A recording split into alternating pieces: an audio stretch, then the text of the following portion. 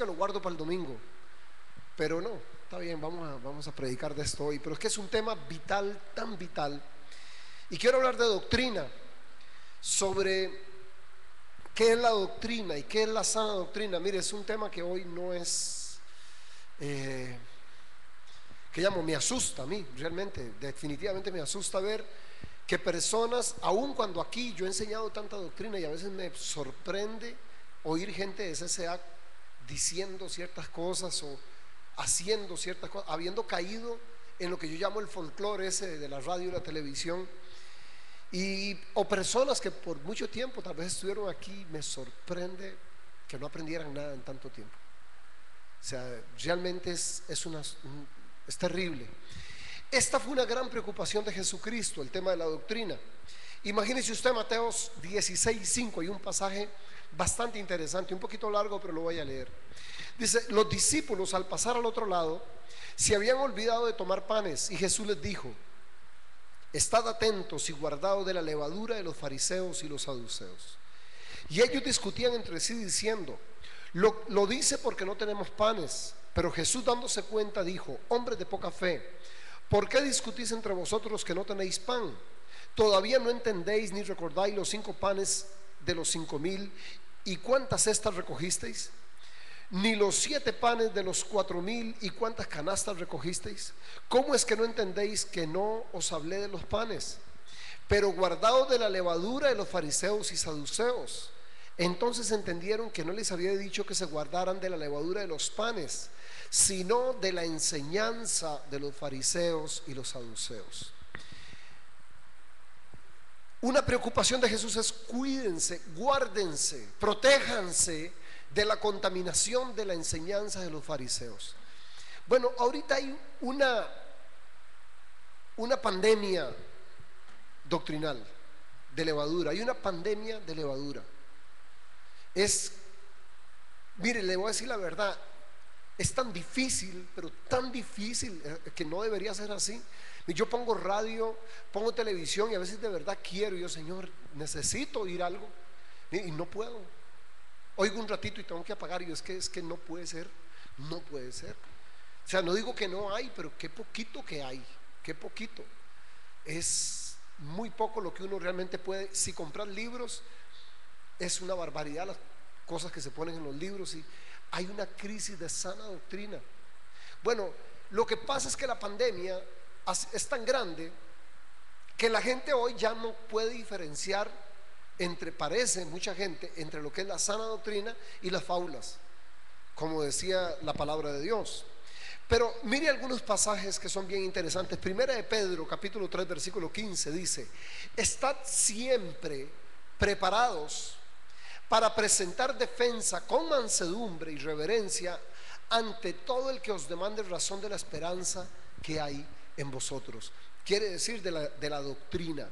Estemos siempre preparados para presentar defensa de la doctrina que hay en nosotros. Judas, por otro lado, en el capítulo 3 dice: amados, por el gran empeño que tenía en escribiros acerca de nuestra común salvación, he sentido la necesidad de escribiros exhortándoos a contender. Oiga, los exhorto a contender. ¿Qué es contender? Combatir sería un sinónimo. Contender es combatir. Dice: entonces los exhorto a combatir ardientemente. Oiga, además añade, ya combatir no puede ser livianamente. Un combate, como sea, es violento. Pero ahora además dice a contender ardientemente por la fe que una vez y para siempre fue entregada a los santos. Y aquí la palabra fe es doctrina. Y aparecen muchas otras referencias y mandamientos. Encontramos que entonces no es una sugerencia. Encontramos que no es opcional si o no queremos oír una doctrina sana. Gálatas, en el capítulo 8, famosísimo pasaje, el apóstol dice: mas si aún nosotros, para ellos era tan serio esto, ya no lo es. Dice: pero si aún nosotros o un ángel del cielo os anunciáramos otro evangelio diferente al que os hemos anunciado, sea maldito. Así en esos términos lo pone: que sea maldito cualquiera que se atreva a enseñar una doctrina diferente a la que nosotros les enseñamos. Pero, perdón, pero yo podría hacer una lista y hacemos una vigilia aquí de frases, palabras, enseñanzas que usted han oído y que muchos han aplaudido y son falsas, y no solamente no combatimos contra ellas, o sea, no solamente no las rechazamos, hasta las aplaudimos muchas veces. Entonces, lo que nos está llamando el Nuevo Testamento especialmente es a lo que se llama una apología de la doctrina. La palabra apología quiere decir defensa.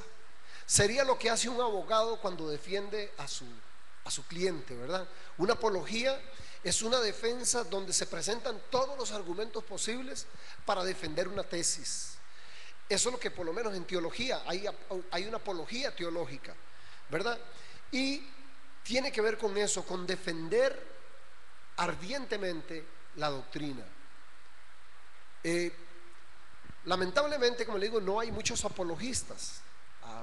Ahorita, gracias a Dios, Internet es una herramienta que, para bien o para mal, pero aparecen bastantes apologistas ahí. Es el espacio donde más encuentra uno teólogos o algunos pastores refutando o criticando, o como sea, muchos movimientos raros y muchas falsas doctrinas. Pero yo creo que lo más importante es enseñar a la iglesia. Pero ahí es donde yo le digo que tal vez yo he invertido mucho tiempo en esto, y de verdad me sorprende a veces personas con muchos años, y yo me pregunto, no estuvieron en el culto, pero alguna vez le preguntaron a alguno de esos grandes filósofos de Grecia, le preguntaron por un muchacho, que si ese muchacho era su alumno. Dijeron: él es alumno tuyo. Y dice: no, él viene a mis clases, pero no es mi alumno, no es mi discípulo, solamente viene a las clases. Así mucha gente puede venir a la iglesia por años y al mismo tiempo no ser un discípulo. Yo creo que con respecto a las doctrinas hay básicamente tres argumentos con respecto a doctrinas que tenemos que conocer. Hay doctrinas bíblicas, y ahorita voy a explicar un poquito más esto, pero hay doctrinas bíblicas. La doctrina bíblica es la ortodoxa, es la correcta, es la doctrina que tiene fundamento. Ahora, hay doctrinas extrabíblicas. Dentro de las doctrinas extrabíblicas hay buenas y malas. Quiere decir que hay cosas que se enseñan. La palabra doctrina viene de doctor, ¿verdad? Y viene de enseñar o de enseñanza, ¿verdad? Básicamente, o el que enseña. De ahí, más o menos de por ahí viene la raíz de la palabra, o sea, enseñanza, doctrina. Entonces, quiere decir que hay doctrina que es bíblica, es la doctrina correcta, la que tiene todo el fundamento en la palabra de Dios. Ahora, hay doctrinas extrabíblicas, pero no necesariamente quiere decir antibíblicas. Por ejemplo, nosotros podemos enseñar sobre la escuela dominical. ¿Hay algún versículo que hable de escuela dominical en la Biblia? No. ¿Y es malo? No, ¿verdad? Y así podríamos hablar de una serie de enseñanzas que, a pesar de que no tienen un fuerte arraigo en la Biblia, tienen sentido dentro de las Escrituras, no riñen con las Escrituras y parece que favorecen de alguna manera la dinámica del reino de Dios. Y entonces no tenemos ningún problema con eso. No hay nada que hable en la Biblia de campaña evangelística, nada, ni un solo versículo de eso. Sin embargo, podemos hablar y enseñar de cómo hacer una campaña en un parque, cómo predicar, o por ejemplo, términos como evangelismo explosivo. Imagínense, en el Nuevo Testamento no hay nada que sugiera eso. Sin embargo, podemos entender que está bien, o sea, que son cosas que son extrabíblicas, porque no tienen suficiente fundamento bíblico, o ninguno. Pero hay enseñanza que es antibíblica, y ahí donde sí tenemos que tener cuidado. Entonces, el argumento bíblico es el que es la traducción correcta de las Escrituras. Enseñanzas que nacen de la misma Escritura y que se se interpretaron de la forma correcta. Argumento extrabíblico, aquellos que no chocan con las escrituras, pero no tienen fundamento bíblico, no son malas. Y el argumento antibíblico, que son aquellos que están absolutamente reñidos y contradicen toda la palabra de Dios. Este último, la doctrina antibíblica, es lo que entonces se llama en términos teológicos una herejía. Una herejía, entonces, es una ideología opuesta a la doctrina del cristianismo. Por ejemplo, una herejía para nosotros los cristianos es decir que Cristo no es Dios. Para nosotros eso es una herejía. El que enseña eso es un hereje. El que enseña que la sangre de Cristo no limpia los pecados, esa enseñanza la llamamos herética. Eso sería una herejía para nosotros, ¿verdad? Decir que Cristo no va a volver otra vez a la tierra, para nosotros es una herejía, ¿verdad? Decir que el Espíritu Santo no existe es una herejía. Entonces, una herejía es una enseñanza antibíblica, una enseñanza, una corriente ideológica que contradice enseñanzas. Bueno, hay montones de esto, abundan dentro de los púlpitos. A ver, la mayoría de las veces, déjeme decirle, ni siquiera es con intención. A mí me invitan mucho a iglesias y cuando voy, a veces estoy ahí sentado y cuando oigo la gente que dirige o a veces al mismo pastor, que si me invitan a predicar, entonces casi nunca los oigo predicando, pero siempre algo dicen. Y mire, y a veces en 3 minutos meten las de andar en algo. Y yo, eso no es así, pero bueno, ¿verdad? Yo no voy a eso, voy a predicar lo mío y todo, pero está lleno y muchas veces no es con mala intención. No es que uno considere que son falsos profetas o falsos maestros, pero como sea, es ignorancia y no se vale la ignorancia. Entonces vamos a ver características de una falsa doctrina. O sea, necesito que sean expertos en esto ustedes. ¿Ha visto como la gente que trabaja en el banco? A mí hasta, oiga, ¿a usted no le da feo cuando usted pone un billete y se lo revisa? Entonces, yo casi siempre me echo algún chiste irónico. Lo acabo de sacar, me quedó bien, algo así porque me da cólera. O sea, así. Hay un chorro de cosas rarísimas ahí, yo no entiendo nada de lo que está haciendo, pero esa gente está entrenada. Porque como yo les he dicho otras veces, no le va a llegar un billete de 5,000 con un tijo o con un zanate, no va a llegar con un tucán, ¿verdad? O sea, la gracia de lo falso no es que es diferente, es igualito. Lo que por eso cuesta tanto reconocerlo. Sería facilísimo si usted llega con un billete de 1,000 pesos y trae a Mickey Mouse, así cualquiera se daría cuenta. No, lo que pasa es que los billetes falsos son idénticos prácticamente, con unas diferencias imperceptibles, así habría que ser un experto para reconocerlas. Lo mismo pasa con la doctrina. Entonces, cuando la gente oye que en medio de una enseñanza se dijeron versículos y cuántos dicen gloria a Dios y vuelva, síguele a su hermano, y en medio de todo ese humo pasa la enseñanza, y entonces hay que ser un experto para poder filtrar y decir, un momentito, eso no es así. Déjeme decirle características de la falsa doctrina. Momentos como este yo quisiera que usted tuviera un cuaderno y escribiera, que estas cosas no se le olviden porque le pueden salvar el alma. Dentro de las características de una falsa doctrina, número 1, Jesucristo no es el centro de la enseñanza ni es el modelo. Esa va a ser una característica, pero cuente con ella. Cristo no va a ser el tema de predicación donde se enseña una falsa doctrina. No va a ser Jesús, y mucho menos Jesús como modelo de vida. Hoy, por ejemplo, es toda una contradicción de la tierra al cielo, ¿verdad? Cuando algunos, como han dicho algunos predicadores, especialmente en Estados Unidos, de corriente de prosperidad y esto, algunos han dicho, yo tengo que andar un Rolls Royce porque soy hijo de un rey. Bueno, yo quisiera saber quién era el rey, porque el rey que nosotros conocemos, ¿quién es el rey de nosotros? Mire, lo más lejos que anduvo fue en burro. Eso fue lo más volado, así ya, cuando ya así, en un burro prestado, para que sepa. Entonces, ¿cómo usted puede decir que su modelo es Jesús? Es ilógico. O sea, es una cosa ilógica. No quiere decir que tenemos que andar en burro todos ahora, tampoco, ¿va? ni que no podemos tener un carro. No estoy hablando de eso. Estoy hablando de que no se puede forzar.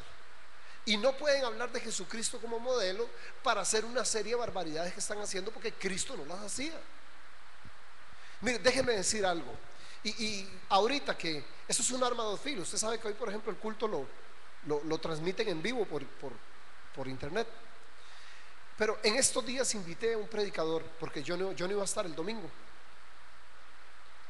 Ojalá me estoy yendo. Y ya lo había invitado porque yo sé que les gusta mucho a ustedes. Entonces yo digo, está bien, ¿verdad? Pero cuando lo llamamos, Dios dice: ¿y quién me paga? ¿Con quién hablo para la plata? Y yo, ¿cómo? Y yo, eso le digo. Y me dice: sí, pero, o sea, asustada la secretaria con los ojos de este tamaño. Me dice: pero de verdad. Y yo, ¿en serio? Me dice: sí, así me dijo. Y al final, ¿quién me paga? ¿Con quién hablo? Y yo, ¿pero cómo? Me dice: sí, así. O sea, un predicador cobrando. Y yo, bueno, perdón, pero es que ¿sabe qué es lo que pasa? Ya es común, ya la gente ni se asusta. Usted deberíamos estar aquí revolcados llorando todos. Pero ya hasta nos parece razonable. A mí no me parece razonable. Jesucristo no cobraba, los apóstoles no cobraban, nosotros no cobramos, punto. La Biblia dice: lo que gracia recibiste, dad de gracia. Entonces pero como le digo, hoy así funciona. Todos los predicadores y los músicos y todo el mundo es un business el asunto de la iglesia. Jesús no es ni el modelo ni es el centro de la enseñanza. Otra característica, oiga, ponga atención a esta: tienen generalmente otra autoridad literaria aparte de la Biblia. O sea, es gente que dice: sí, la Biblia es la palabra de Dios, pero el libro del hermano tal dice. Y al final ponen en el mismo nivel una cantidad de libros y de discursos de predicadores o de pastores o de apóstoles al mismo nivel de la palabra, y muchas veces por encima de la palabra de Dios. Esto ha pasado especialmente ahorita con la guerra espiritual y con la prosperidad. Hay personas que, aunque yo le diga: mire, pero es que la Biblia dice sí, pero en el libro tal, o sea, y ahí lo dice un libro, y para ellos es santa palabra, como si fuera la Biblia. No, para nosotros solo la Biblia. Si a mí no me importa quién lo haya escrito, no me interesa. Si contradice, si está reñido con las escrituras, para mí cayó muerto. Ni me lo explique. Contradice la Biblia, ni lo quiero oír más. Pero hoy se vende una cantidad de material, de libros que son pura basura. Pura basura. Lea la Biblia mejor. ¿Para qué ponernos a leer libros? No hemos ni terminado con la Biblia y andamos leyendo libros. Hay que tener cuidado. Es que hay muy poco material que vale la pena, de verdad. Poco material. Pero generalmente grupos heréticos tienen otros libros aparte de la Biblia a los que les dan mucho valor, muchísimo valor, y hay que tener mucho cuidado porque sustentan su fe en muchas de las enseñanzas de estos libros. Hay otra característica, y esta palabra hay que estar uno bautizado con el Espíritu Santo para decirla rápido, entonces la voy a decir muy despacio. A esto le llaman los teólogos unilateralidad de apreciación doctrinaria. O sea, ¿qué quiere decir? Son monotemáticos.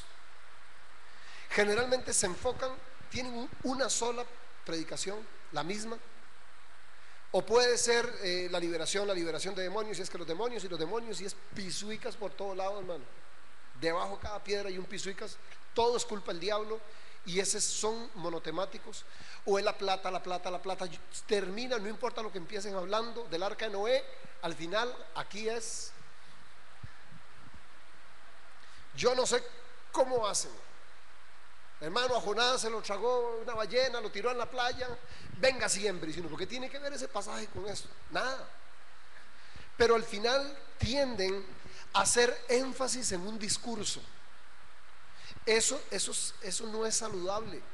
Uno tiene que predicar de toda la Biblia, todo lo posible. Sí, del amor, pero a veces hay que hablar del infierno, del cielo, de la alabanza, del perdón, qué sé yo, parábolas y salmos, y el Salmo 23, hay que predicarlo todo. Pero hay iglesias que predican solo el mismo tema todas las veces, Usted va y siempre sanidad, sanidad, Dios quiere que usted sea sano, Dios quiere que usted sea sano, Dios quiere que usted... O la plata, la plata, la plata, todos los cultos solo de eso hablan. Eso es falsa doctrina, eso es un alimento contaminado. Usted no se puede alimentar de solo eso. Y eso es clásico de la falsa doctrina. La otra cosa de la falsa doctrina es fácil detectarla a veces sin siquiera, óigame, sin siquiera ser docto de la Biblia, sin siquiera ser un estudioso, un estudiante, pero con solo el sentido común muchas veces deberíamos rechazar algunas doctrinas. Entonces, una característica de la falsa doctrina es la incoherencia lógica. O sea, dicen o enseñan cosas que el sentido común debería rechazar. O sea, déjeme, digamos que aquí ha sido algo de lo que hemos hablado tanto, pero imagínense, ¿en qué iglesia este planeta no atan al diablo? Dígame usted. ¿En qué iglesia este planeta no atan al diablo? Y uno pregunta, ¿de dónde salió semejante enseñanza que se puede atar al diablo? ¿No saben? Usted pregunta a estos líderes y no saben ni de dónde salió eso. Nadie sabe exactamente cuándo empezaron a practicar eso. Pero el sentido común debería decirle a uno, bueno, se puede. Yo esto lo habré discutido con 10,000 personas y pastores y todo. Mano, pero ¿cómo no? No, ¿cómo sí? A ver, no, al revés. ¿Cómo sí? Explíqueme. ¿Dónde dice la Biblia? No, no dice. Bueno, para empezar no dice, es extrabíblica la enseñanza. Pero cuando tratan de argumentarla, se dan cuenta de que no tiene pies ni cabeza. O sea, si de verdad el diablo estuviera atado un día que fuera, oiga, se notaría en la criminalidad, se notaría en las estadísticas. Al otro día arrojarían que pasó un día extraordinario, donde hubo menos muertes, menos asaltos, menos violaciones. ¿Cuándo fue ese día? Todos los días continúan los mismos asaltos, los choques, las muertes, los divorcios, todo. El diablo sigue activo día a día. Nadie lo ha podido amarrar nunca. La Biblia dice que va a ser amarrado ¿cuándo? En el milenio. Los que han leído la Biblia saben que solo una vez se va a atar en la vida, en el milenio, que va a estar atando. ¿Usted cree que 3 personas aquí en Alajuelita, ahí en un cuartito, ya ataron al diablo? Y si lo ataron, entonces ¿cómo es que anda haciendo tanto loco? Y como decía alguien ahí, eso es como amarrar un perro. Si usted amarra un perro con una cadena de 18 kilómetros, mejor déjelo suelto, lo mismo, mordió a todo el mundo. Así es el diablo. Si de verdad lo ataron, pues quién sabe de qué tamaño era el mecate, mano, porque no ha parado de hacer loco desde que yo soy yo. Entonces, atar o desatar y todo, ¿desatar qué? ¿Cuál desatar? Mire, yo he tenido, como te digo, he tenido que discutir esto porque a mucha gente le parecía al revés. Esa es la cosa más ilógica. Lo más increíble es que más bien usted dice estas cosas y la gente más bien al revés. Ahora te señala, el que enseña falsa doctrina a usted. Aquí, un día esto es un hermano que vende productos, hace su producto y lo sale a la calle a vender. Y me contaba que tocó una puerta y la señora, bueno, Billy, ¿verdad? Me contó, y me decía que una señora le salió y le dice, ¿usted es S.A., verdad? Y dice, sí, señora, con toda la sonrisota ahí vendiendo. Y dice, pues no le compro. Y dice Billy, ¿pero por qué? No, porque ustedes son falsos hermanos, porque ustedes enseñan que el aceite, que no creen en el aceite. Entonces, ahora es al revés.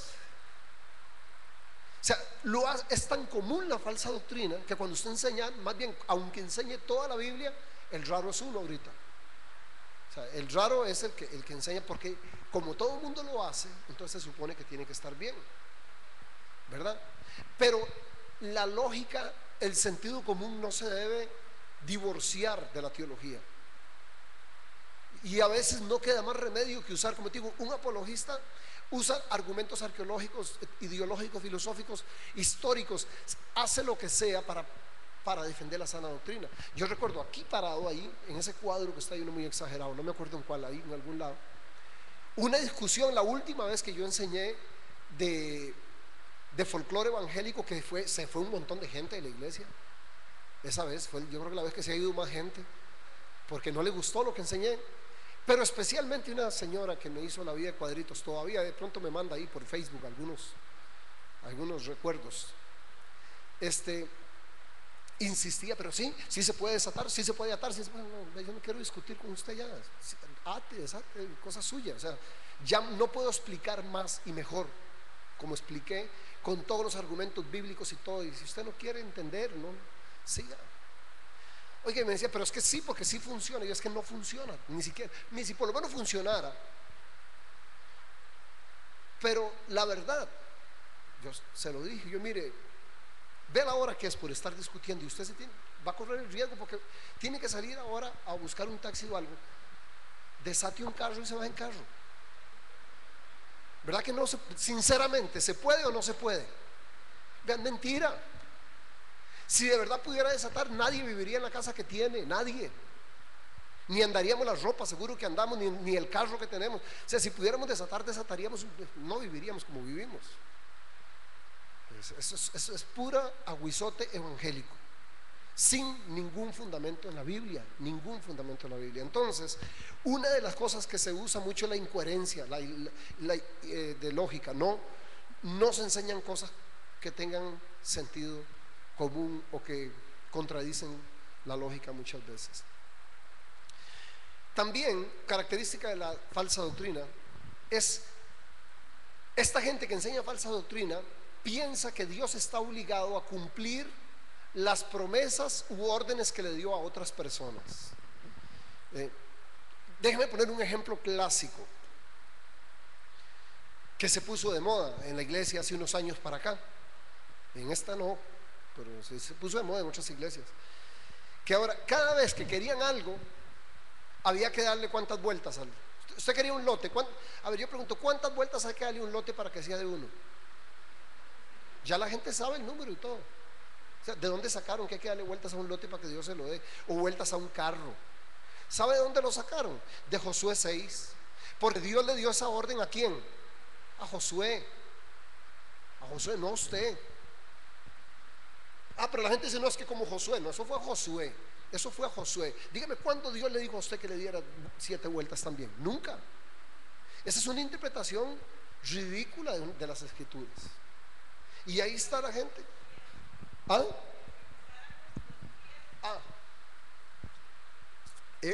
He oído esa. Un pastor de aquí, un apóstol de aquí en Nicaragua, y lo vi en YouTube, ahí lo vi. Y mandó la gente, una multitud, a ponerle las chancletas a todo lo que se encontraba. Porque lo que pisara en la planta de vuestros pies será vuestro. Usted sabe, si eso fuera literal, o sea, si eso fuera literal, hermano, yo no lo invito a mi casa. ¿Por qué? Donde pongan los troles termina de él el asunto. Yo no lo subo a mi carro. No lo dejo entrar ni a la iglesia, hermano. Porque si eso fuera literal, donde todo lo que pinte, lo que pise la planta de vuestros pies es vuestro, imagínate. De todo Atillo es mío, anduve por Atillo 5. Sí, ríase, está bueno, qué dicha que se ríe. Sí, porque es ridículo. Es ridículo, pero gente lo dice. Sí, hay gente que viene aquí, se para con una corbata y lo dice en serio y no se ríen, aplauden. He visto aplaudiendo a la iglesia estupideces como esas. O sea, es una estupidez del tamaño de la catedral. Y de ahí viera lo que era ver la gente saliendo en carrera, metiéndose a las tiendas y a las pulperías y a todo para que, oiga, quitándole a los pobres los negocios y todo. Eso es robar. Si fuera cierto, imagínate, usted toda la vida trabajando para tener un abastecedor y entra un evangélico, un hermanito, y chancletea allá adentro y ya. Qué fácil, hermano. No, hombre.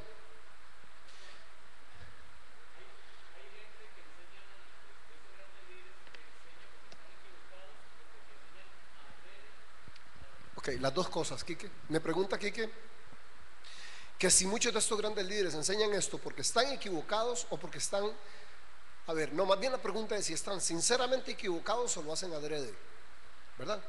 O sea, porque yo justifico, digamos, más o menos, la ignorancia no es en la Biblia no se aplaude nunca. Pero pues no es lo mismo una persona que está sinceramente equivocada. Todos hemos estado sinceramente. Yo he enseñado cosas aquí que años después tengo que retractarme. Yo me acuerdo cuando yo enseñé aquí sobre la fe y enseñé sobre el grano mostaza, y yo enseñé eso, que no, que si usted con una fe de este tamaño podía mover montañas, y después tuve que decir, mano, perdón, no es así. Si no es así. Eso no enseña la Biblia. Yo no entendí bien en aquel momento y bueno, y me tengo que retractar y tener uno la humildad para y volver a enseñar. Muchos de estos líderes están sinceramente equivocados y otros no. Otros están absolutamente conscientes, pero los dividendos que le deja su enseñanza, su doctrina, son muy grandes y no van a dejarlos. Entonces, pues lo sé, eso yo lo sé de primera mano. Conozco líderes que sé por las discusiones que he estado con ellos en mesa y todo, que saben lo que están haciendo, saben que están manipulando. Si como una vez me dijo un pastor de estos, y yo le dije, mano, pero eso es manipulación de un tema que estamos hablando, y me dice, sí, pero si aún así cuesta que den, imagínense. Yo, ¿cómo imagínense? ¿A usted qué quiere decir eso? O sea, si aún manipulando cuesta que den, ahora que si no manipulamos, fue lo que me dijo. Yo, no, hombre, no. Entonces yo me convencí de que algunos de ellos saben exactamente lo que están haciendo.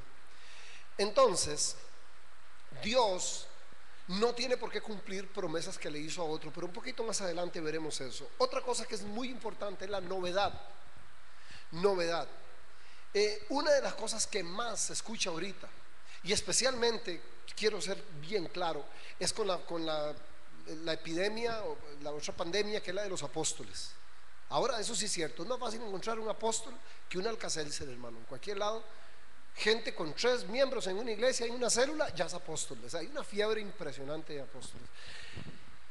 Y parece que para poder tener hacer algunos puntos, tienen que tener sus propias doctrinas, enseñar.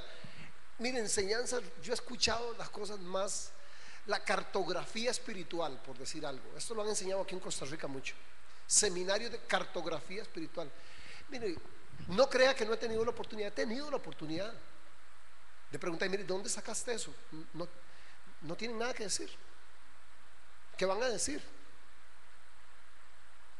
O sea, son cosas realmente. Entonces la novedad, y vienen con doctrinas nuevas. Déjeme decirle algo como una ley. Esta es una ley, apréndasela de memoria. Si es nuevo, no es doctrina. Si es doctrina, no es nuevo.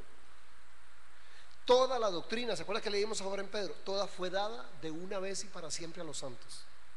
Quiere decir que cuando mueren los apóstoles, se cierra para siempre el tema de la revelación. Ya no hay revelación.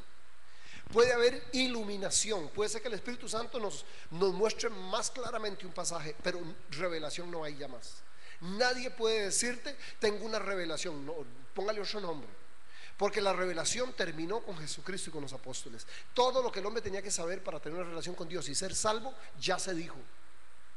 Y no puede venir una persona ahorita con ningún título encima, ni apóstol, ni profeta de las naciones, ninguno diciendo que viene a enseñar una doctrina nueva, porque Dios se la reveló el diablo. El diablo se la reveló. Porque la doctrina fue dada ya de una vez y para siempre a los santos. Entonces no puede ser nuevo. Déjeme entonces, yo le quiero dar ahorita, aunque hay más, pero lo que no hay es mucho tiempo, y me interesa mucho enseñar esto. Déjeme darle consejos hermenéuticos. Consejos hermenéuticos. La hermenéutica es la rama de la teología que enseña la interpretación de la Biblia. Cómo interpretar correctamente la Biblia. Hay una manera, eso no es como la gente quiera. La Biblia no se puede interpretar de forma privada. Sé que un grupito la entiende así, otro la entiende así. Hay reglas para entender la Biblia, para toda la iglesia universal. Y estas reglas universales tienen que ser acatadas. Todas estas enseñanzas que le dije antes tienen que ver mucho con la ignorancia. En estos días, como te digo, internet, Facebook, es una herramienta pues igual que un cuchillo, ¿verdad? Usted puede untar mantequilla al pan o cortarle el cuello a alguien con un cuchillo. O sea, ¿es bueno o es malo? Depende del uso. Pero se da uno cuenta de cosas. Y un día de estos me di cuenta de alguien saludando a una señora, dice pastora, qué sé yo. Yo, pastora, y me metí a ver, es pastora. O sea, yo la última vez que la vi no se sabía 4 versículos de memoria. En serio, lo digo delante de Dios. O sea, sé lo que estoy diciendo. Y ya puso una iglesia y es pastora. Y yo, Jesucristo. ¿Sabe lo que puede enseñar? Lo que puede salir de ahí, lo peligroso. Yo no digo que no tenga llamamiento. Puede tener llamamiento, pero tiene que meterse a estudiar la Biblia primero. Pero es que no tiene ningún conocimiento bíblico. ¿Cómo podría interpretar? Yo no quiero ni saber, ni me imagino una predicación cómo podría ser. O sea, ¿con qué reglas, con qué herramientas podrá interpretar, animarse? Me da miedo, esas cosas me dan miedo. Si miren, a mí me da miedo así. Yo le voy a decir, por ejemplo, y cada pastor tendrá su manera, ¿okay? Pero lo que sabe una persona, en mucho, se valida por la fuente, ¿verdad? Entonces, vos sos abogado, por ejemplo, ¿verdad? Okay, pero si yo te digo, mira, ¿y dónde estudiaste? Bueno, no, fue que a mi abuela le gustaba leer de eso y me enseñó. ¿Y qué más? No, nada más mi abuela. Ya, yo no quiero que usted me lleve un caso a mí. Pero ¿dónde estudiaste? ¿Universidad? No entendí. Del Valle. Okay, en una universidad. Ah, bueno. Es lo mismo que sea un abogado graduado con la abuela o de una universidad. ¿Ah? Imagínense usted el doctor que le va a operar el corazón. Diga, doctor, ¿y usted dónde se graduó? Bueno, pues, no, así como graduado, no es que siempre de carajillo me gustó eso. Yo practicaba con los sapos y todo eso. Usted le pondría, yo le dije, mire hermano, Dios lo bendiga, muchas gracias por las buenas intenciones, pero entonces, lo que usted sabe, o sea, ¿qué tan serio puede ser? Usted me dice a mí que lo que sabe, yo tendría que preguntarle, ¿y cuál es su fuente? ¿Dónde aprendió? ¿Quiénes son sus fuentes? Entonces, por ejemplo, en la teología, uno tendría que saber usted de dónde se nutre, cómo usted interpretó las bienaventuranzas, qué herramientas usó para interpretarlas. Y alguien podría decir, bueno, no, es que tengo una biblicita de estudio, y con solo una biblia de estudio. Jamás. O sea, ¿quiénes son sus fuentes? Entonces, digo, caso mío, para los que les gusta estudiar, por ejemplo, me gusta, tengo básicamente 4 personas a las que yo consulto, ¿verdad? Que hoy se conocen como los eruditos más grandes de todos estos tiempos. O sea, en historia, en lenguas, en eruditos en Biblia. No son perfectos, obviamente, a veces entre ellos se contradicen. A mí me hace gracia ver eso, que yo consulto a Hendricks, por ejemplo, a McDowell después, y veo que los dos no están de acuerdo en eso, y me gusta ver que tienen puntos de vista diferentes. Pero si yo me equivoco, que por supuesto me puedo equivocar, claro que me puedo equivocar, si le digo una cosa, sinceramente no va a ser tan fácil, porque yo no estudio leyendo la extra. O sea, me aseguré de conseguir las mejores fuentes. Entonces, si yo me equivoco, nos fuimos los 5. ¿Me explico? Claro que me puedo equivocar, pero no me equivoqué solo, no, me equivoqué teniendo como referencia 4 eruditos de los más grandes del mundo. Claro que me puedo equivocar, y no solo a ellos, otros más, pero digamos que básicamente tenemos esas fuentes. Es dificilísimo, o sea, es bastante difícil salirse mucho, ¿verdad? Me puedo equivocar tanto como ellos, pero por supuesto ellos hablan griego, hebreo, han hecho traducciones de la Biblia, son los más grandes cerebros en términos de Biblia. Entonces es muy importante saber de dónde vienen las fuentes, la hermenéutica, cuáles reglas usamos para interpretar. Entonces, déjeme decirle algunas reglas. Algunas yo las he enseñado aquí ya, a veces en el paso, predicando. Algo muy importante es que la interpretación bíblica, usted no puede decir hay una forma de interpretar la Biblia, porque la Biblia tiene muchos estilos literarios dentro de ella. La Biblia son varios libros diferentes. Entonces, en la Biblia, ¿qué encontramos? Poesía, encontramos historia, encontramos estilos literarios, alegoría, parábola, profecía. Entonces no se puede interpretar toda la Biblia con la misma regla. Usted tiene que saber dónde está parado. Es una profecía, hay reglas para interpretar profecía. Es una parábola, reglas para interpretar parábolas. Es literal, bueno, literal. Pero la primera cosa es, para empezar, saber que la Biblia puede ser así de compleja. No hay una sola forma de poder interpretarla, porque tiene muchos estilos literarios diferentes, ¿verdad? O sea, dentro de la misma Biblia hay muchos estilos diferentes. La regla básica de la interpretación es que la Biblia debe interpretarse a sí misma. Por eso no hace falta, no deberían haber muchos libros alrededor. Cuando yo digo libros, no estoy hablando de libros de estudio, estoy hablando de libros ¿verdad? De temas. Yo generalmente tengo libros, pero los libros son libros de referencia, de estudio, o sea, de griego español o hebreo español, o comentarios del libro de Marcos, no libros de alguien, de temas de ellos, sino libros de estudio. Entonces, la regla más básica es de la hermenéutica es que la Biblia se debe explicar a sí misma. O sea, hay que buscar dentro de la misma Biblia, generalmente o siempre debería estar interpretación ahí misma, ahí mismo. ¿Cómo sabemos eso? La Biblia no se puede contradecir a sí misma. Ya esa es una regla de... Déjeme poner un ejemplo. Hay montones. La gente se enreda y estas reglas le van a decir uno con facilidad algunas cosas, por lo menos. Cuando la Biblia habla, es que la Biblia no habla de maldiciones generacionales, es un término extrabíblico realmente. Hay un concepto, pero no el término maldiciones generacionales. Eso viene después en los libros esos que andan por ahí. Pero por muchos años se enseñó sobre maldiciones generacionales.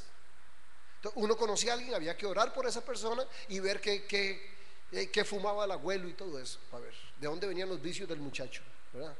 Alguno en la familia ahí había pecado y el pecado se fue transfiriendo a los demás familiares. Si eso fuera así, tenemos un choque terrible, porque eso contradice una cantidad de ese versículo que de por sí, si se aclarara, está más que claro, ¿verdad? O sea, no dice eso, dice que él visita la maldad de los padres sobre los hijos hasta tercera y cuarta generación de los que le aborrecen. No dice eso. Bueno, ¿usted le aborrece? No, entonces ¿de qué se preocupa? Claro que va a visitar de los que le aborrecen, pero si nosotros, en cambio dice que pero tiene misericordia a millares de los que le aman y temen su nombre. Eso no tiene nada que ver con nosotros. O sea, el versículo se explica solo. Pero no solamente eso, que es que entraría en una contradicción con toda una cantidad de pasajes bíblicos que hay de doctrina con respecto a la bendición. No, de que cuando venimos a Cristo somos bendecidos y que ya no hay maldición, que Cristo llevó todas las maldiciones al madero. Entonces, ¿cuál de las dos cosas es cierto? ¿Verdad? Entonces la Biblia no se puede contradecir. Si un versículo que usted interpreta tiene que contradecir 10, no insista, no puede haber tal contradicción. La Biblia se debe interpretar literalmente siempre que sea posible. Uno va a hacer el intento cuando está leyendo. El primer ejercicio es voy a interpretarlo así como lo dice, ¿okay? Y después me voy a ver si hacerlo así no me causa problemas. Siempre que sea posible, interprétela literalmente, siempre que sea posible, pero busque a ver si su interpretación no está en conflicto con lo demás. Porque, por ejemplo, uno sabría que es una alegoría si la interpretación literal contradice el resto de la Biblia. Cuando Jesús dice que si tu ojo peca, sácalo y échalo de ti, ¿literal o alegoría? Nada tontillo, nadie quiere que sea literal. Andaríamos todos con un chorro de parches ahí por todos lados. Si tu mano derecha te es ocasión de caer, córtala. Mejor es entrar al reino de los cielos con una mano que con las dos al infierno. ¿Literal o una alegoría? Por supuesto que es una alegoría, por supuesto. No podemos hacer daño al Espíritu, al templo del Espíritu Santo. Y encontramos un montón de versículos que hablan de cómo cuidar el cuerpo, y tanto entendemos que está usando una alegoría, ¿verdad? Pero siempre vamos a hacer el ejercicio de interpretarlo primeramente de esa forma. Cosas súper elementales es: determine a quién está dirigida la escritura que está leyendo. Eso tiene que ser muy importante, muy importante. Hoy muchos predicadores insisten en que usted haga como Dios puso a hacer a otros. Por ejemplo, haga como la viuda de Sarepta. Muchos de estos predicadores enseñan eso. A ver, como la viuda de Sarepta, aquel cuento con el profeta: dele primero al siervo de Dios todo lo que usted tiene para que Dios la bendiga. No, eso fue para la viuda de Sarepta. Yo no soy ni de Sarepta, yo soy de la abuelita, para empezar. Sarepta era un lugar allá, mira, ni soy viuda tampoco. O sea, qué pena, pero no te voy a poder dar todo. Y la mayoría de estos vivazos, ¿verdad? Yo quería entrenar a las viudas así. Les digo que yo hago como la viuda de Sarepta si usted hace como el profeta. que yo le doy lo que tengo, pero quédese aquí hasta que se me multiplique, no que mañana agarre un avión y se me va y me dejó sin nada. Porque cuando la viuda de Sarepta le dio todo al profeta, ¿se acuerdan lo que pasó? De lo que tiene, el aceite que tiene, y comenzaron a llenarse las tinajas de aceite, así sí. Pero ellos quieren que usted sea como la viuda de Sarepta, pero ellos no quieren ser como el profeta. Entonces, ¿para quién está dirigido el mandamiento que está ahí? O la promesa podría ser. Imagínense que, por ejemplo, yo podría leer la Biblia. Ve lo que es interpretar así tan terrible. Lucas 10:4 dice: poneos en camino, he aquí os envío como corderos en medio de lobos. No llevéis bolsa ni alforja ni sandalias, y a nadie saludéis por el camino. Si mañana vamos a ir a evangelizar al parque, iríamos así. O sea, todos descalzos, sin nada, y no le hablamos a la gente. Eso fue una orden particular, y ni siquiera para ese momento, para los apóstoles. O sea, esa no es una estrategia ni es un mandamiento para toda la iglesia. Mire, distinguir entre las dispensaciones, que una cosa es el Antiguo Testamento, otra cosa es el Nuevo Testamento. Que el Antiguo Testamento se escribió para los judíos, básicamente ahí contiene el judaísmo, que a la vez contiene básicamente la ley ceremonial, ¿verdad? La ley ceremonial, los rituales, los sacrificios, todo eso. Yo tengo que cumplir todo eso. No, ya no. Porque en esta dispensación, en el Nuevo Testamento, en la gracia, yo tengo que saber cualquier cosa del Antiguo Testamento, cómo la cruz, cómo afectó o cómo afecta esa enseñanza, ¿verdad? Entonces, hay enseñanzas del Antiguo Testamento que serían ridículas cumplirlas ahorita, porque la cruz afectó esa enseñanza, la dejó sin sentido, obsoleta, como dice el libro de Hebreos. Entonces, incluye, por ejemplo, la ley civil. Yo no puedo ir al Antiguo Testamento y agarrar lo que me da la gana y pasarlo para el Nuevo Testamento y andar como yendo, cruzando la cerca, a ver qué me traigo y lo paso para acá. Hay que tener mucho cuidado con lo que usted va a pescar al Antiguo Testamento, porque usted va a encontrar las leyes civiles, por ejemplo, y nos dice cómo comprar un esclavo. Entonces usted puede decir: hermano, es que es bíblico comprar esclavos. Ve, aquí dice en Levítico. Por Dios, o sea, eso fue para ese tiempo. No, y también la ley moral, y está ahí. Y entonces, ¿cuántas esposas tenía Salomón? ¿Y qué? ¿Y no se ha agarrado ese cuento más de uno? Los discípulos de Salomón. Y entonces quiere decir que del Antiguo Testamento no todo lo que está ahí, como que muchas de sus enseñanzas están fundamentadas principalmente ahí. Y insisto, doctrina de prosperidad, casi que el 99%, si no más, de su fundamento es antiguo testamentario y totalmente impertinente los versículos que usan. No tienen nada que ver con el Nuevo Testamento. ¿Qué cosas del Antiguo Testamento puedo usar hoy? Las que están en armonía con el Nuevo, nada más. Una ley sencilla. Cualquier cosa que diga el Antiguo Testamento que esté que contradiga el Nuevo Testamento, entenderíamos que no es doctrina de la Biblia para hoy. Por ejemplo, la Biblia dice en el Antiguo Testamento: no matarás. Hoy no matarás. ¿Está vigente ese mandamiento? Sí. Sí, porque lo encontramos en el Nuevo Testamento otra vez. Pero cuando en el Antiguo Testamento dice que matemos a pedradas a los adúlteros, imagínense, andaríamos las piedras así llenas, las bolsas llenas de piedras. O sea, entenderíamos que ya eso en el Nuevo Testamento no es obsoleto, es una ley que ya caducó. Pero entonces hay que saber con certeza. Yo no puedo construir, como han construido muchas de estas doctrinas, maldiciones generacionales, mucho de la guerra espiritual, babosadas de gente irresponsable que se mete a bucear al Antiguo Testamento con los ojos cerrados. O sea, yo puedo ir al Antiguo Testamento y lo que traigo tiene que estar en armonía con el Nuevo, y solamente eso puedo enseñar. No es agarrar, y toda la gente dice: es que la palabra dice en el libro de Job y en Crónicas. ¿Cómo la cruz afectó eso? Una pregunta que uno debería hacerse siempre. Luego, ninguna doctrina, esto sí lo he dicho demasiadas veces, ninguna doctrina se puede basar en un solo versículo. Cuando usted tenga duda con una enseñanza, pregunte: ¿dónde está en la Biblia eso y cuántas veces lo dice? Pero si una doctrina tiene un solo versículo, pongo un ejemplo. El ejemplo, pongo un ejemplo católico y uno evangélico. Para los católicos, por ejemplo, han usado el argumento de María como intercesora. ¿Por qué? ¿Cuál versículo le sirvió de base para eso? Las bodas de Caná, ¿verdad? María intercede para que Jesús haga el milagro. ¿Ve? María es intercesora. Un versículo.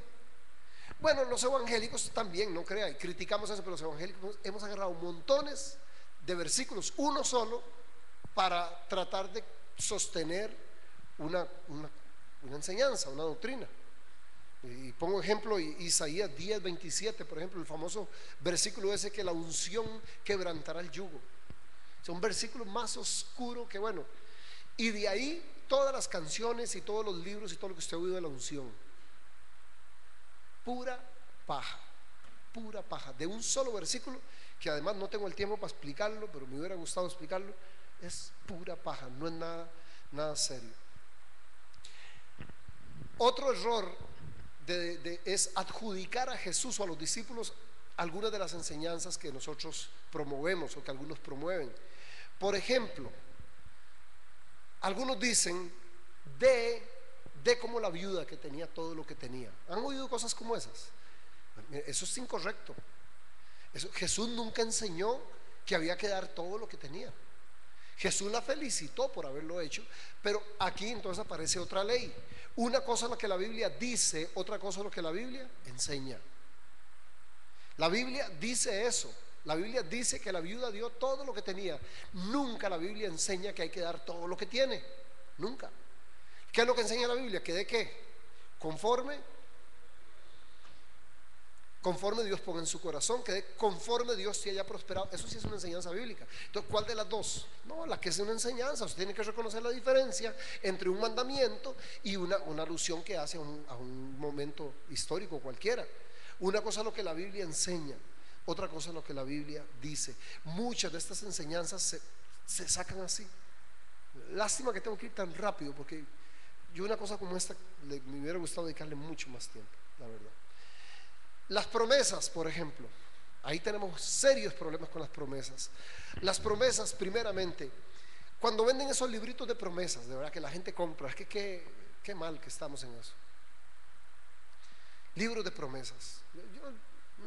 Yo no recomiendo que compre libros de promesas, porque lo que hace es crear de alguna manera una falsa esperanza en la gente, ¿va? Que Dios primero, 100 promesas de Dios, como que si las 100 Dios tuviera que cumplírselas a usted. O sea, si se las aprende, se las cumple.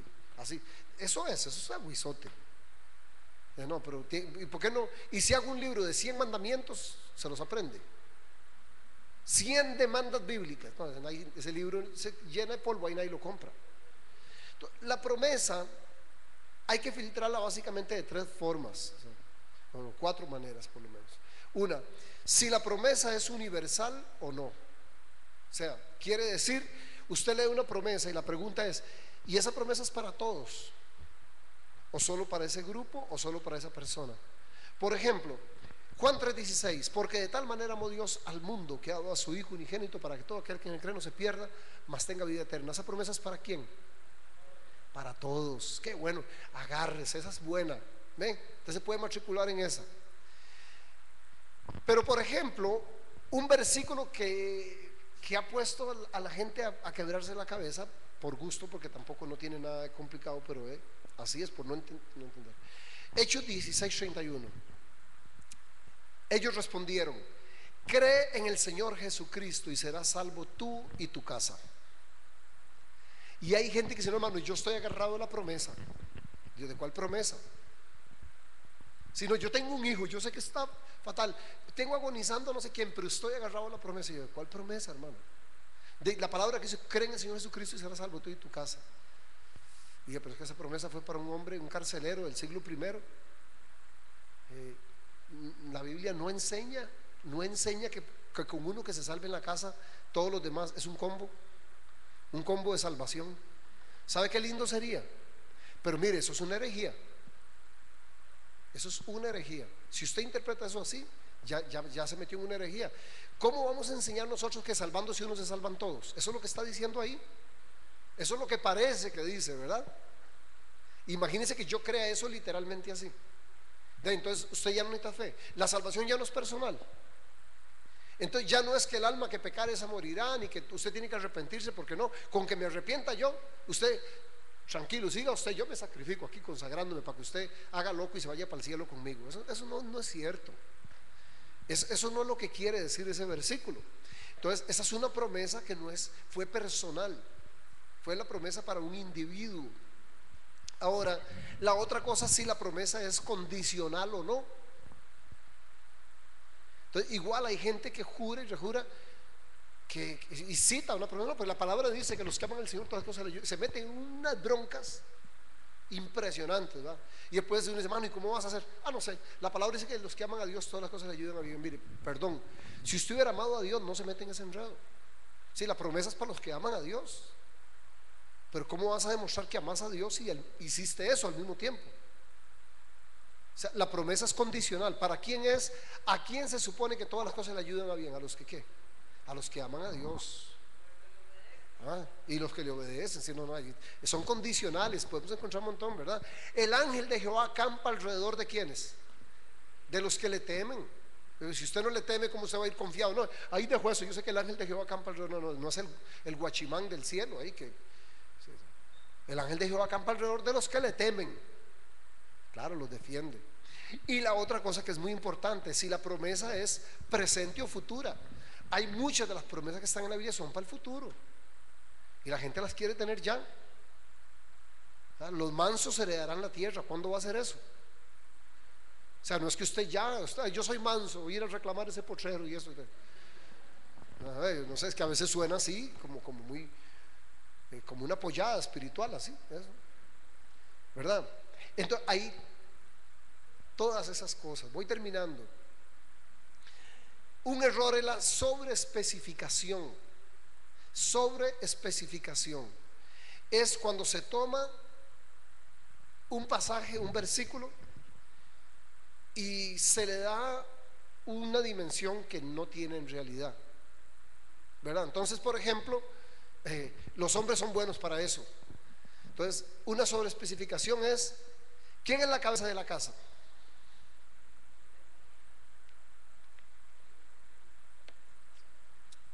Nadie se anima a hablar, exactamente. Muchos hombres han usado eso como una excusa. ¿Para qué? Para mandar, para salir ganando, para hacer lo que le da la gana. La palabra dice: yo soy la cabeza. ¿No? ¿Qué más dice? Ahí mismo donde dice eso, dice 3 veces que tiene que amar a su esposa como Cristo ama a la iglesia. ¿Está haciendo eso? Entonces no es la cabeza. O sea, las cabezas de la casa aman a la mujer como Cristo amó a la iglesia. Y si no, no es cabeza. Debe ser una jupa rarísima ahí, no sé qué será. Un coco raro ahí, no sé qué será. Ve, obedeced a vuestros pastores. Y con eso muchos pastores subordinan a la gente. Yo soy el siervo porque la palabra dice: obedeced a vuestros pastores en todo. En todo. Imagínate que yo diga: mañana, hermano, vengan al culto el domingo. Todo el mundo en minifalda, hasta los hombres. Usted vendría diciendo: no, es que la palabra dice que hay que obedecerlos en todo. ¿Eso es así? Por supuesto que no. Por supuesto que no. Pero muchos manipulan pasajes como estos y la gente no se atreve a contradecir, ¿verdad? Hay otra que llaman la falacia figurativa. Falacia figurativa. Y es cuando se toma de algo literal y se quiere al revés. Ahora se quiere hacer de algo literal algo figurativo. Entonces, por ejemplo, el manto de Elías. Y se acuerda, hace unos añillos atrás, yo creo que ya se les ha quitado eso, a los pastores tiraban el saco a la gente, o con un pañuelo les daban ahí, ¿verdad? Porque como Elías hizo con el manto, entonces se supone que si usted quiere transferirle mucho, yo recuerdo quién sabe cuántas veces ver eso, y era tan ceremonial. Entonces el pastor: le voy a transferir la unción aquí, que voy aquí, y entonces le pongo mi saco y ahí se le transfiere. ¿Qué? Del sudor nada más del saco. ¿Qué? Se le puede transferir las pulgas que iban en el saco, será, porque que espiritualmente no puede pasar nada, man. ¿De dónde sacaría una Biblia? Es que como Eliseo y como Elías y como la vara de Aarón. Entonces, en vez de la vara de Aarón, ahora es Y, oiga, ¿cuántas veces no hicimos? No era como a Moisés le levantaron las manos, entonces simbólicamente le levantan las manos a uno. No funciona nada de eso. Son malas interpretaciones bíblicas, pobres interpretaciones bíblicas. Falacia figurativa llaman a eso. Por supuesto, asumir que toda la palabra escrita en la Biblia es palabra de Dios, error. Eso es peligrosísimo también. Déjeme ponerle un ejemplo. Y recuerdo porque lo usan mucho a veces, gente. Hechos 5:38. Iban a encarcelar a unos de los discípulos. Entonces Gamaliel, que era un rabino muy importante en aquel tiempo, dice: por lo tanto, en este caso os digo, no tengáis nada que ver con estos hombres, dejadlos en paz, porque si este plan o acción es de hombres, perecerán, pero si es de Dios, no podréis destruirlos, no sea que os halléis luchando contra Dios. Y usted dice: oiga, qué consejo más sabio. Es diciendo: mire, mejor no se metan con esa gente. Si no es de Dios lo que están haciendo, ahorita desaparecen. Y si es de Dios, ¿quién se quiere ver luchando contra ellos? Y todo el mundo dijo: va a tener razón.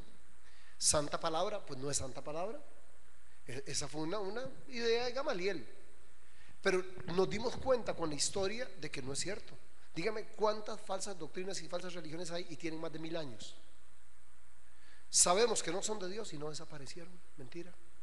Entonces no es palabra de Dios. Está en la Biblia, pero no es palabra de Dios. Usted no tiene la firma de Dios. Eso como para poder yo enseñarlo, ¿verdad? Pongámonos de pie.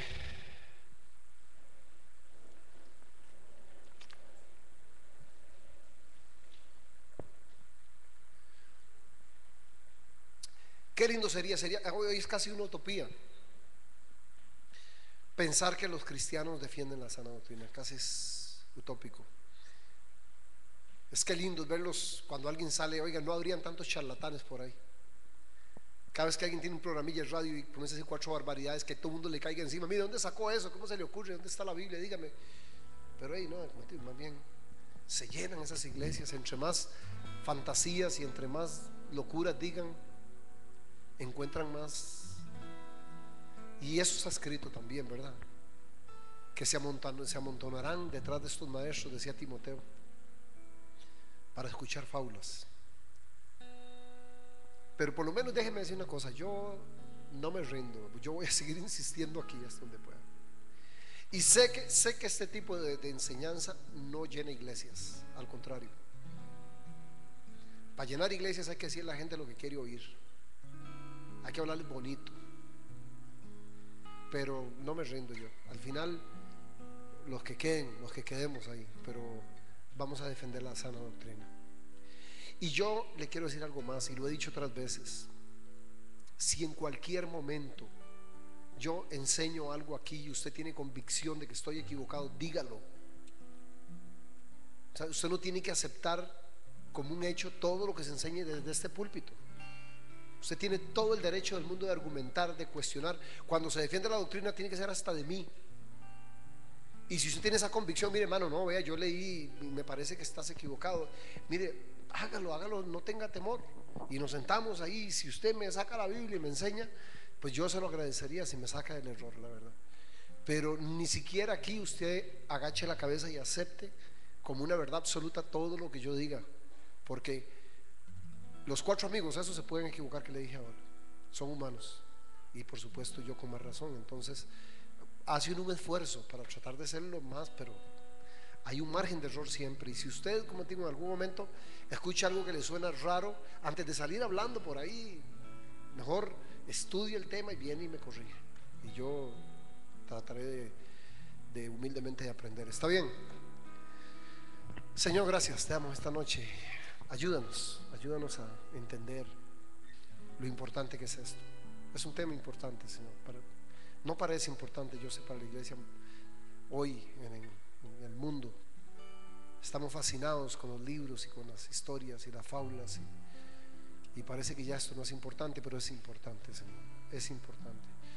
Y entonces, Señor, te pedimos que nos des la luz, no revelación, más bien que ilumines la revelación, Señor, que nos permitas verla y entenderla, Señor, y que podamos caminar de acuerdo a ella también, que es lo más importante. Pero no permita, Señor, que nunca esta iglesia se desvíe de la sana doctrina de la fe. Nunca, Señor. Levanta, ahí sí, Señor, levanta profetas y maestros que puedan corregir a tiempo, pero que siempre caminemos por la verdad, Señor. Te lo pedimos en el nombre de Jesús. Amén. Dios les bendiga, amados.